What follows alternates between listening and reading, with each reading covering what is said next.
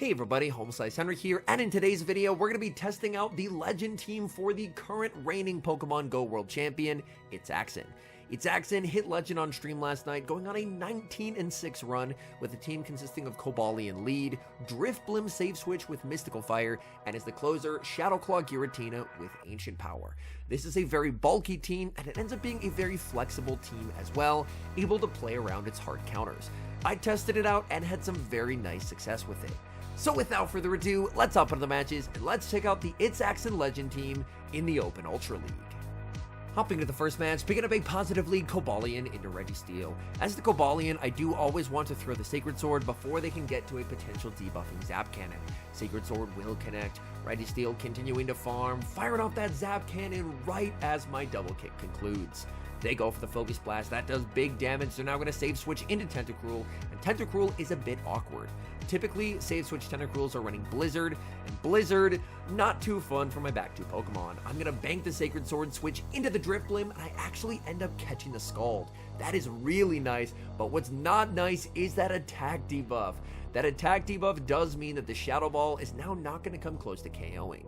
The Tentacruel is going to be able to absorb that damage pretty comfortably. Tentacruel continuing to farm, and at this point, I'm just going to let this go. It is probably going to be the Blizzard, and it is goodbye DRIFBLIM, but now I can send in the Giratina. Giratina will get a massive farm down. In comes the Registeel. My energy isn't very useful here, so I'm just going to farm up a ton of energy, and I'm not going to throw it. I'm going to save this energy, combo play with the Sacred Sword from the Cobalion, and hopefully that energy will be more useful versus whatever they have in the back. Sacred Sword shielded by the Reggie. In the back, it's Trevenant, and Trevenant is tough, but I have 100 energy stored on my Giratina, and this energy that I didn't throw against the Registeel is now way more useful going up against the Trevenant.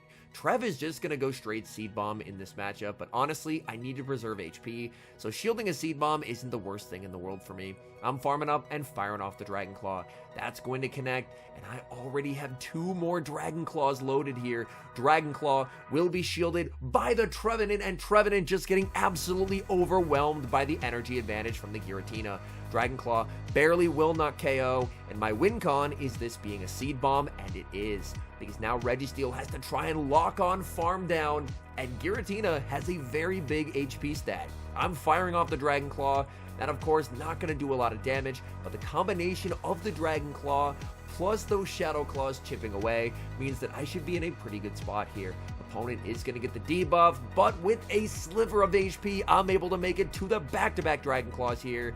The first one ends up KOing, and we're able to take a very narrow win. We see a bit of a tough lead in the next match, Cobalion into Shadow Dragonite. This is a bit of an awkward matchup. Cobalion, of course, has Stone Edge, but Dragonite has the super effective superpower, and it's able to outpace. Dragonite is going to fire off the superpower, I commit the shield, opponent save switches into Tapu Fini, and Tapu Fini will be answered with the Stone Edge. Typically, if it's a Dragonite lead and a Tapu Fini save switch, more often than not, the third Pokemon is either going to be a Water type like Golisopod, or a Steel type like a Registeel. I'm able to land the Shadow Ball, that is quite nice. They continue to farm, and I tank any one move here, so I am going to let this through. They go for the Surf, DRIFBLIM continuing to farm. This will be another Surf, but the nice thing is DRIFBLIM is extremely bulky, so DRIFBLIM is able to withstand that damage and make it to the Shadow Ball. That is very, very nice. Shadow Ball is going to get the KO. In comes the Dragonite, and I'm sending in the Giratina now. Giratina making it to the Dragon Claw, but not before, unfortunately, the Dragonite is able to make the Dragon Claw. I let that through. Opponent is going to go for a catch, and in the back, it is a Steel type, but it's not the Steel type that we were hoping for. We were hoping that potentially it was a Registeel, but instead, it is Cobalion. Cobalion fires off the Sacred Sword. The question is, can I make it to another Sacred Sword? No, I cannot! I get KO'd, and now I'm in a very difficult position here. I need to manage my energy perfectly to win this game. Step 1, no shielding a Sacred Sword. They're going for another Sacred Sword. I need to make it to 3 Dragon Claws to win this game, but I can't hold 3 at one time. So I need to go for a Dragon Claw here, get the Shadow Claw farm down, and leave with the back-to-back, but my opponent knows what I have to do, and they snipe with the Dragonite. Moving into the next match, we see a Dream lead, Cobalion into a Lowland Sandslash. Opponent save switches into Tentacruel, and I'm going to respond with the Giratina. Even if they have Blizzard, Giratina is able to survive a Blizzard. Dragon Claw is going to connect. That is not nearly enough for a Blizzard. I'm incredibly surprised, but we actually found a save switch Tentacruel that did not have Blizzard.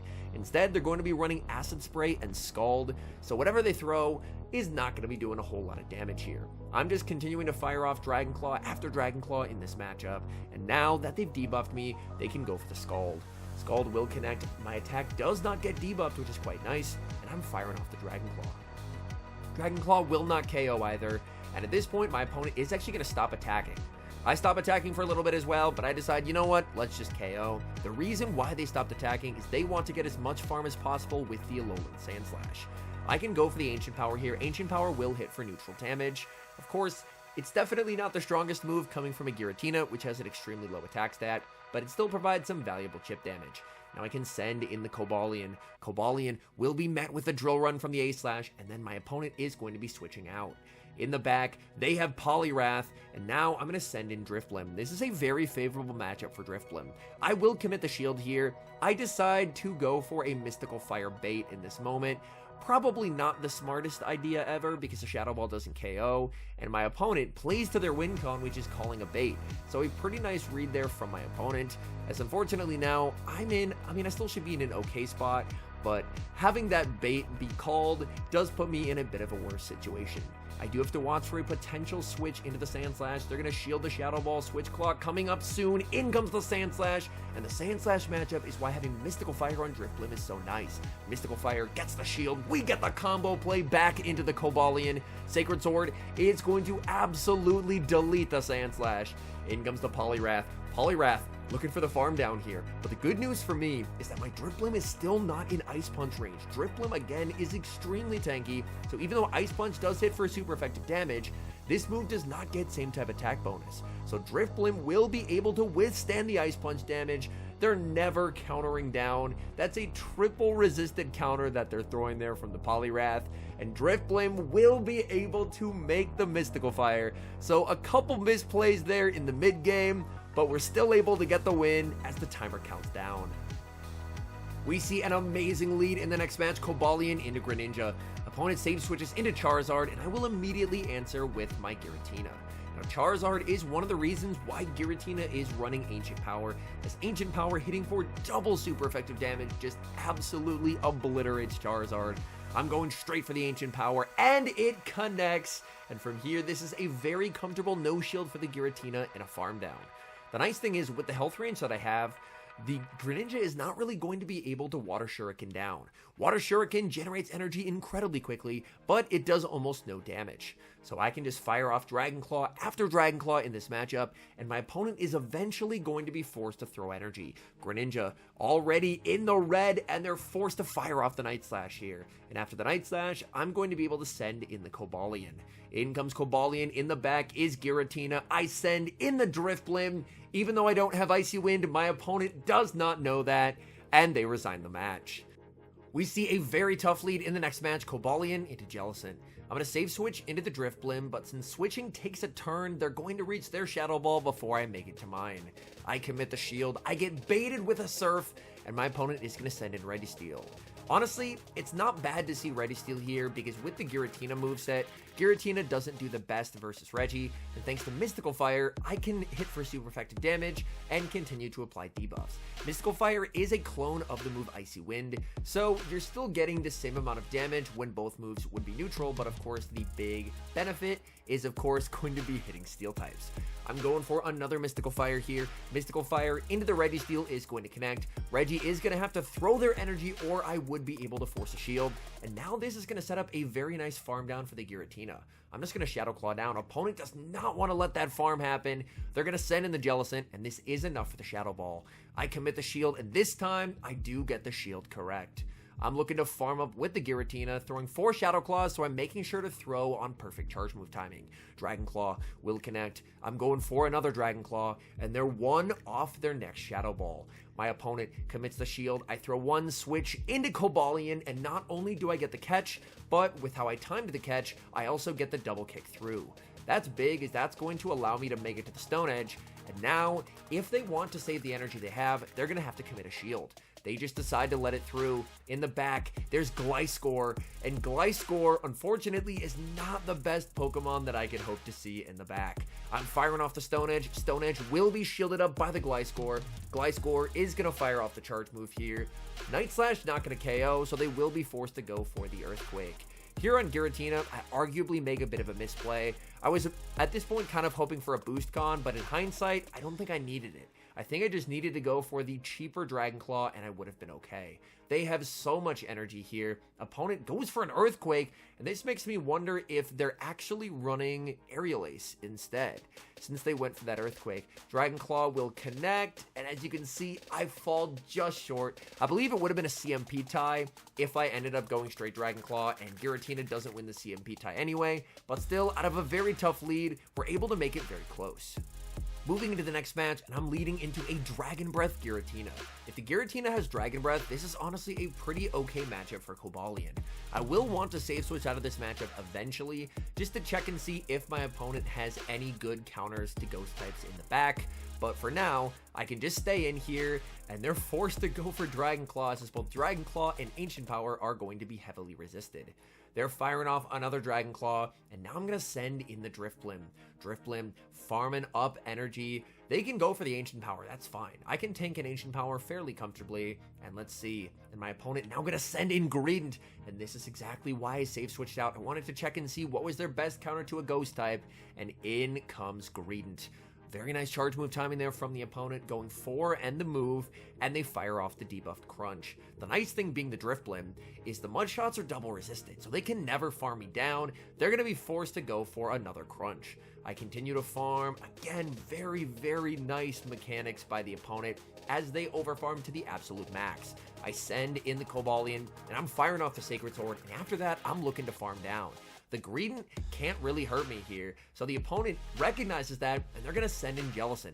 I'm going to be firing off this Stone Edge. Stone Edge will connect, and then I can send in Giratina. Now this is going to come down to a bit of a bait game. I commit the shield, and I'm rewarded as they go for the Shadow Ball. That is absolutely massive, and now I'm at the back-to-back Dragon Claws.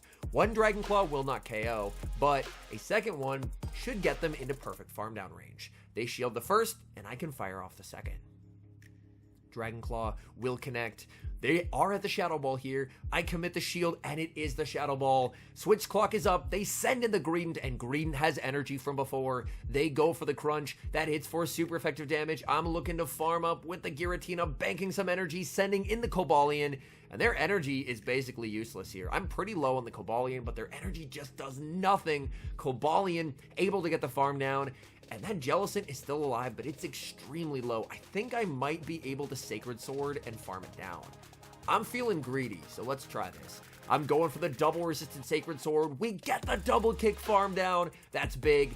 In comes the Giratina, and I'm just firing off this move because I can't make the Stone Edge. Sacred Sword will connect. The match timer is coming up, and I need to make it to the back-to-back Dragon Claws. Whoever has the most health when that timer hits 0 is going to win the game, and we make the last second Dragon Claw. Dragon Claw will connect, and we win the match on timeout. Hopping into the final match, leading Cobalion into a Alolan Muck. This is an incredible lead. Opponent save switches into their own Cobalion, and if someone ever switches in the mirror, it's very important to throw your move first, as now they don't get a full sneak and they're always going to be behind. And then to add insult to injury, I overfarm by 2, switch into the Giratina, and catch the double resisted Sacred Sword. And at this point, this game should more or less be over, as my opponent is going to get farmed down here. I'm going to leave with so much energy on the Giratina, and they have extremely awful alignment for their Alolan Muck. They're going to send in the Muck, and Muck is going to be hit with charge move after charge move after charge move, and Muck doesn't have any fast move pressure here. Poison Dab is resisted by the Ghost subtyping, so they're forced to throw an entire Dark Pulse if they want to get rid of the Giratina. And speaking of the Giratina, it's already at 2 more Dragon Claws here. Oh my goodness. Giratina just putting this Muck through absolute hell and back here. Oh my goodness. Muck is finally forced to fire off some energy.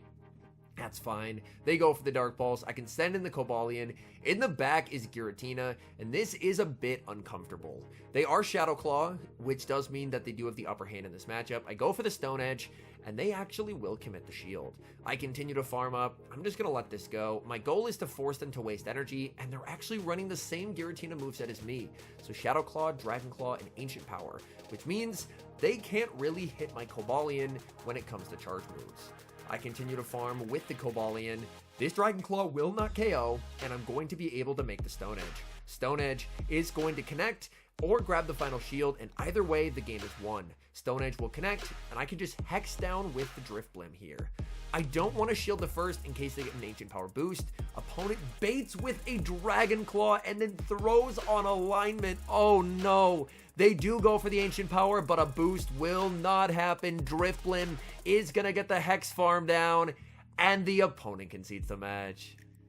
All in all, this team by the world champion ITSAXN does seem like a really solid team if you're looking to get some elo gains during this week of Open Ultra League. One thing I like about it as well is it only requires one XL Pokemon. There are 2 legendaries, but those don't require XLs, which is nice. So all you're needing is the XLs for the DRIFBLIM. And yeah, it's a very bulky team. A lot of matches will go to timeout, but the team feels extremely flexible and can hit back against a lot of the top meta threats that you're going to be seeing. Anyways, thank you guys so much for watching. If you're enjoying the content, make sure to leave a like and subscribe to the channel if you haven't.